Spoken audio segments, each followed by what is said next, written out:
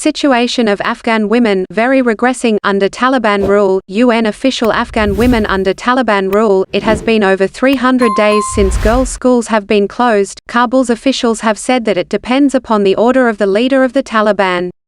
Kabul, UN Under-Secretary-General for Humanitarian Affairs and Emergency Relief Coordinator, Martin Griffiths called out the Taliban for reopening girls' schools in a statement on Tuesday and said that the situation of Afghan women and girls is very regressing. Women and girls are facing alarming rollback on their rights, said Martin Griffiths. In a statement, girls' schools have been closed to female students for a year.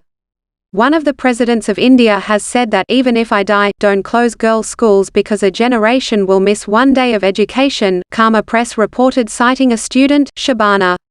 I ask them to reopen schools, it is our right and we have to get our rights, said Parwana, another student. Previously, Amnesty International has said that women and girls have been stripped of their rights and face a bleak future, according to Khaama Press. Arbitrary detentions, torture, disappearances, summary executions have returned as the order of the day. Women and girls have been stripped of their rights and face a bleak future, deprived of education or the possibility of taking part in public life, Amnesty International's South Asia Regional Director, Yamini Mishra said.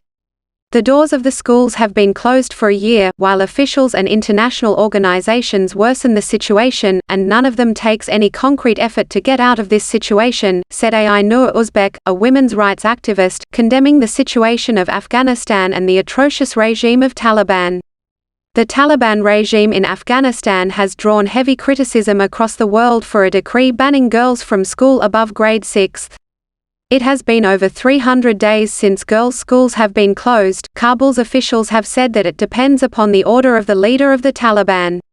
A decision taken by the Taliban prevented girls from returning to secondary school, which meant that a generation of girls will not complete their full 12 years of basic education.